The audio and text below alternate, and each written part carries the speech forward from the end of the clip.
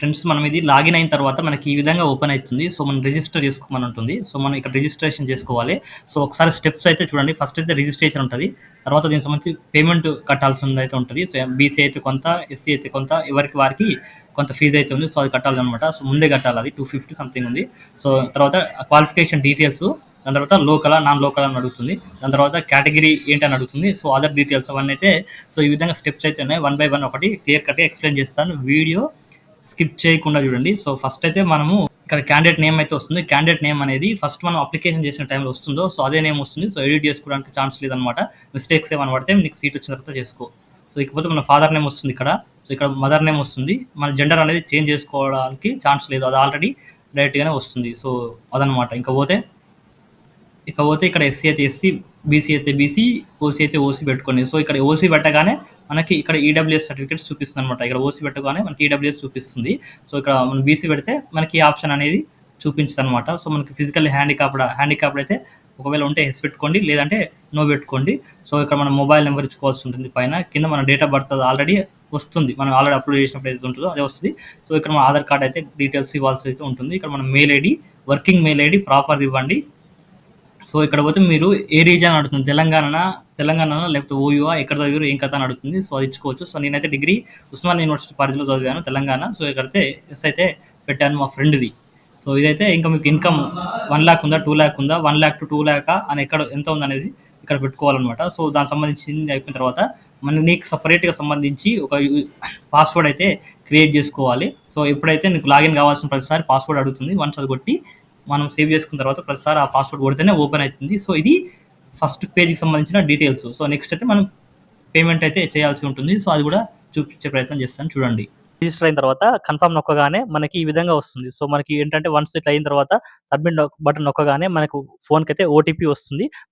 మనం ఏదైతే నెంబర్ ఇస్తామో ఆ నెంబర్ పైన వస్తుంది. పైన ఇచ్చిన నెంబర్కి మనకు ఓటీపీ వస్తుంది. అది నొక్కి మనం వెరిఫై అయితే చేసుకోవాల్సి ఉంటుందన్నమాట. సో, వెరిఫై అయిపోయిన తర్వాత మనకి ఫీజ్ పేమెంట్ అయితే కొట్టిన తర్వాత పేమెంట్ చేయమంటుంది. పేమెంట్‌లో మనకొచ్చేసి బీసీలకి ఓ విధంగా, ఓసీలకి ఓ విధంగా, సో, ఎస్సీ, ఎస్టీకి ఒక్కొక్కరికి ఒక్కొక్క రక ఫీజులైతే ఉంటాయి. సో, బీసీకైతే 250. సో, ఇక్కడొచ్చేసి మన హాల్ టికెట్ నంబర్ వస్తుంది సిపి గేట్‌ది. ఇక్కడ మన పేరొస్తుంది. మన కేటగిరీ ఏంటని వస్తుంది. సో, ట్రాన్సాక్షన్ ఐడీ వస్తుంది. సో, చాలా జాగ్రత్తగా నెట్ మంచిగున్నప్పుడే ఇదైతే పేమెంట్ ఫీ చేయండి. ఎందుకంటే నెట్ సరిగ్గా లేకపోతే మళ్ళా బ్లర్ అయితే మళ్ళీ అది కొంత పరేషాన్ అనమాట. సో, నెట్ మంచిగున్నప్పుడే చేయండి. సో, ఇది అయిపోయిన తర్వాత మళ్ళీ నెక్స్ట్ స్టెప్ మనకేమొస్తుందంటే సో, ఆ విధంగా మనం పే నౌ కొట్టగానే కొట్టిన వెంటనే మనకి ఈ విధంగా చూపిస్తుంది. నెట్ బ్యాంకింగ్, క్రెడిట్ కార్డ్స్ అవని. సో, మనకి ఇక్కడ క్యూఆర్ ఉంది గదా! సో, ఈ క్యూఆర్ నొక్కగానే మనకి ఏమైద్దంటే ఫోన్‌పే లాగా ఒకటి అదొక స్కానర్ వస్తే స్కాన్ చేస్తే అయిపోతది. సో, ఇక్కడ మన ట్రాన్సాక్షన్ ఐడీ వస్తది. ఆ విధంగా మనం ట్రాన్సాక్షన్ అయితే 250 అయితే చేసుకోవచ్చనమాట. చేసుకున్న తర్వాత వన్స్ మనకి ఈ విధంగా వస్తుంది. సో, చేసిన తర్వాత మనం పేమెంట్ సక్సెస్‌ఫుల్ అని వస్తుంది. పేమెంట్ సక్సెస్‌ఫుల్ అని వచ్చిన తర్వాత క్లిక్ హియర్ టు కంటిన్యూ ఉంది గదా! దాన్ని నొక్కాలనమాట. దాన్ని నొక్కగానే మనకి ఎడ్యుకేషన్ క్వాలిఫికేషన్ డీటెయిల్స్ మనకి డిగ్రీవి అవన్నీ ఇవ్వాల్సి ఉంటుందనైతే చెప్తున్నాను. సో, ఇక్కడ చూసుకోవచ్చు. సో, అది నొక్కిన వెంటనే మనకది నొక్కిన వెంటనే ఫస్ట్ అయితే ఎస్ఎస్‌సి 10థ్ అయితే అడుగుతుందనమాట. 10థ్‌వి ఎస్ అని నొక్కాలి.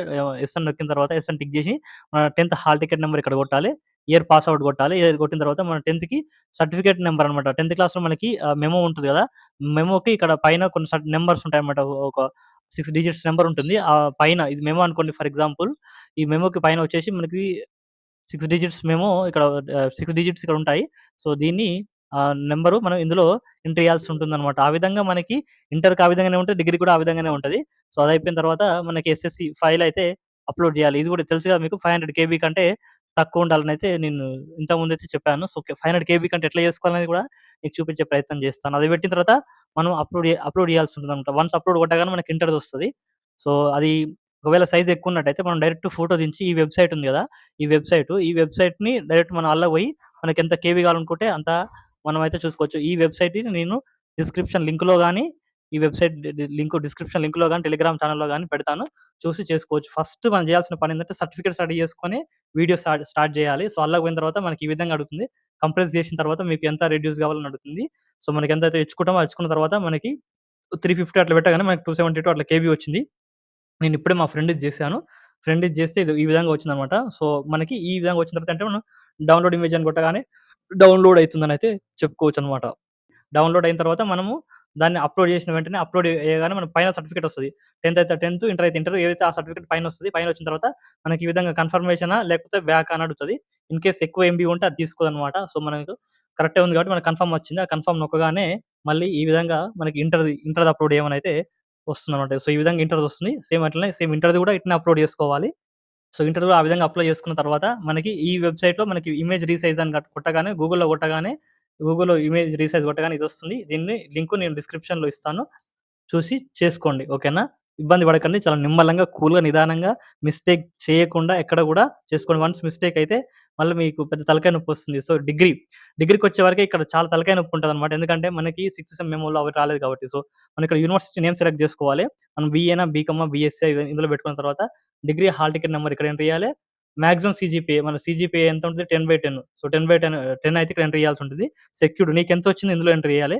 తర్వాత నువ్వు డిగ్రీ ఏ ఇయర్‌లో పాస్ అయినావు అనేది ఇక్కడ ఎంటర్ చేసిన తర్వాత ప్రొవిజన్ మెమో ఉంటే అది చూజ్ చేసుకోవాలి. లేకపోతే ఈ ఇవున్నాయి చూసావా? సిక్స్త్ సెమ్ అవన్నీ అయితే పెట్టాల్సి ఉంటుందనమాట. 1-6 చిన్న చిన్న ట్రాన్స్‌క్రిప్షన్స్ ఉన్నాయి కదా! చిన్న మెమోలు అవి అప్‌లోడ్ చేయాలి. లాస్ట్ సెమ్‌దయితే లేకుంటే అది డౌన్‌లోడ్‌లు చేసి ఆన్‌లైన్‌లో రీసెంట్‌గొచ్చిన రిజల్ట్ డౌన్‌లోడ్ చేసి దానిపైన principal sign with stamp ఏపియాలి.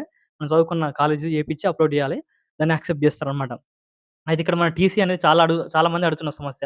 So, TC అనేది ఖచ్చితంగా మ్యాండేటరీ ఏం గాదు. ఉంటే పెట్టుకోండి. ఉంటే టీసీ ఇస్తే మీ కాలేజీలో పెట్టండి. లేదంటే మనకు అడ్మిషన్ వచ్చిన యూనివర్సిటీలో గాని, కాలేజ్‌లో గాని 7 డేస్‌లో అప్‌లోడ్ అయితే చేసుకోవచ్చు. అది లేకపోయినా అప్‌లోడ్ అయితే తీసుకుంటది. ఓకేనా? సో, వన్స్ ఇంకోటేందంటే మనకిక్కడ అట్లనే అప్‌లోడ్ చేస్తున్నప్పుడు ఏమైతదంటే టీసీ అయిపోయిన తర్వాత మనకి కన్సాలిడేట్ మెమో ఉందా అని అడుగుతది. ఒకవేళ ఉందని కొట్టగానే దానికి సంబంధించిన కన్సాలిడేట్ మెమో నంబర్ అడుగుతది. అండ్ సర్టిఫికేట్ అడుగుతది. నో అని కొట్టగానే అవేవి అడగదనమాట. ఓకేనా? సో, ఆ విధంగా డిగ్రీవి అవన్నీ అప్‌లోడ్ చేసుకున్న తర్వాత మనకి ఎడ్యుకేషన్ క్వాలిఫికేషన్ డీటెయిల్స్ అయిపోయిన తర్వాత మనకి లోకల్ ఏరియా డీటెయిల్స్ అయితే తీసుకుంటది. ఈ లోకల్ ఏరియా డీటెయిల్స్ ఎందుకంటే మనకి హాస్టల్ ఇయ్యాలా వద్దా? స్కాలర్‌షిప్ ఇయ్యాలా వద్దా? అనేది అంశం అంతా దీని మీదనే డిపెండ్ అయిద్దనమాట. సో, మనం ఎక్కడ చదివినాం ఏం కథ అనేది ఇక్కడ ఆల్రెడీ మనకు వచ్చేస్తదనమాట. మనం ఇది ఉంది చూసారా? ఎస్ఎస్‌సి ఎక్కడ చదివినాం ఏం కథ అనేది ఓపెన్ స్కూల్ ఉందనుకోండి. వన్స్ ఇది టిక్ చేసి యెస్ అని టిక్ చేసామనుకోండి. యెస్ అని టిక్ చేస్తే దానికి సంబంధించిన అటాచ్‌మెంట్స్ అదే వాటికి సంబంధించిన ప్రూఫ్ అయితే అడుగుతది. సో, మనమైతే ఓపెన్ స్కూల్ కాదు కాబట్టి మనం నో పెట్టాలనమాట. ఓపెన్ స్కూల్‌లో చదివితే, ఓపెన్ డిగ్రీ గాని చదివితే ఆ విధంగా పెట్టాల్సింది.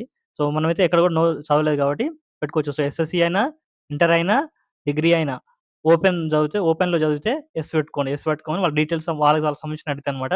సో, ఆ విధంగా లేదు కాబట్టి నో పెట్టి మనం సర్టిఫికేట్ యెస్ అని కొట్టాలి. కొట్టిన తర్వాత యాడ్ సర్టిఫికేట్స్ అని కొట్టిన తర్వాత యాడ్ సర్టిఫికేట్ అని కొట్టగానే మనకు బోనఫైడ్ అడుగుతది. ఎక్కడి నుంచి ఎక్కడి వరకు అని అడుగుతది. సో, మనము ఫస్ట్ నైన్త్ నుంచి అప్‌లోడ్ చేయాల్సింది. 9-10 మనం ఎక్కడ చదివినాం ఏం కథ.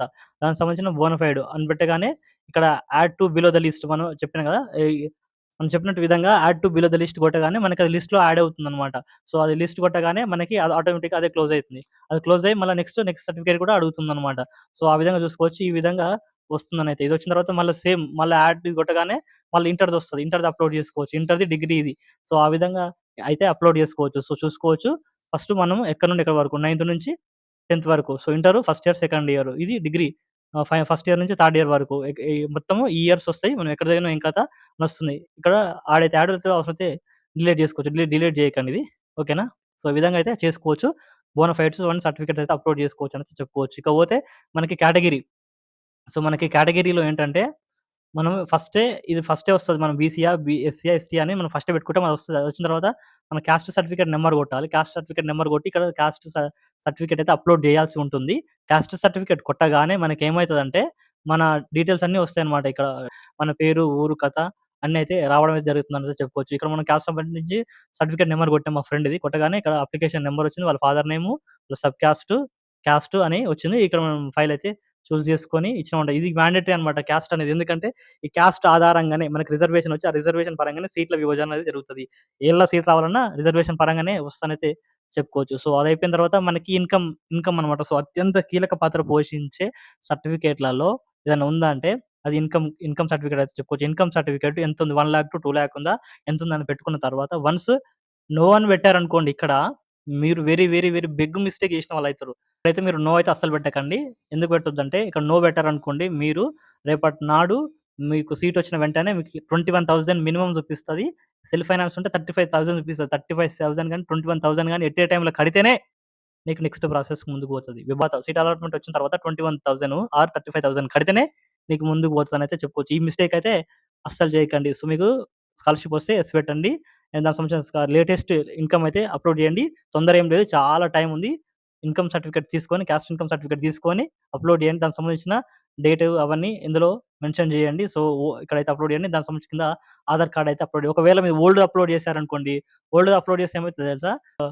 Application is old approved date అనేసి అదే వచ్చేసి మనకిక్కడ నో అనైతే ఆటోమేటిక్‌గా అదే పడుతుందనైతే చెప్పుకోవచ్చు. వన్స్ ఇట్లా నో పడ్డదనుకోండి, మీకు అడ్మిషన్ వచ్చిన టైంలో మీకు అడ్మిషన్ వచ్చిన టైంలో మీరు ఎంత అమౌంట్ ఉంటే అంత కట్టాలి. సో, అందరికేమో 800 చూపిస్తది. 800 సంథింగ్ చేంజ్ చూపిస్తే మీకు 21,000 ప్లస్ 35,000 అట్లా చూపిస్తదనైతే చెప్పుకోవచ్చు. ఆ విధంగా అయిపోయిన తర్వాత మనకి ఆధార్ కార్డ్ అయితే సబ్మిట్ చేయాలి. ఆధార్ కార్డ్ కూడా పెట్టిన తర్వాత సో, ఇక్కడ ఆధార్ కార్డ్ ఉంది కదా! సో, ఆ విధంగా ఆధార్ కార్డ్ అయితే పెట్టాలనైతే చెప్పుకోవచ్చు. సో, ఆ విధంగా ఆధార్ కార్డ్ కూడా పెట్టిన తర్వాత మనకు కింద సబ్మిట్ బటన్ వస్తది. సో, సబ్మిట్ బటన్ నొక్కిన తర్వాత మనకి ఈ విధంగా బ్లూ టిక్ అయితే పడతది. బ్లూ టిక్ పడిన తర్వాత మనం రోజు చెక్ చేసుకోవాలి. వెరిఫైడ్ ఎప్పుడు పడతదా? ఏం కథ అని. సో, వెరిఫైడ్ అయిపోయిన తర్వాత అప్రూవల్ వస్తది. అప్పుడు అప్రూవల్ వచ్చిన తర్వాత మనం వెబ్ ఆప్షన్స్ పెట్టుకోవడానికి అర్హులమనమాట. సో, మనం ఈ విధంగా మనకి పైన వస్తుందన్నమాట. అప్లికేషన్ సబ్మిటెడ్ సక్సెస్‌ఫుల్లీ అని వస్తుందన్నమాట. సో, అదయిపోయిన తర్వాత మనం డైరెక్ట్ లాగౌట్ అయితే కావచ్చనమాట. లాగౌట్ అయ్యి మళ్ళీ ఒకసారి మన పాస్వర్డ్ కొట్టి లాగిన్ అయ్యి మన పాస్వర్డ్ కొట్టి చెక్ చేసుకుంటే మనం ఎట్లుందనేది చూసుకోవచ్చు. ఈ విధంగా అయితే మనం ఫోన్‌లోనే నిమ్మలంగా చేసుకోవచ్చు. ఆవేశపడకండి. నిమ్మలంగా చేసుకోండి. దీనికి సంబంధించి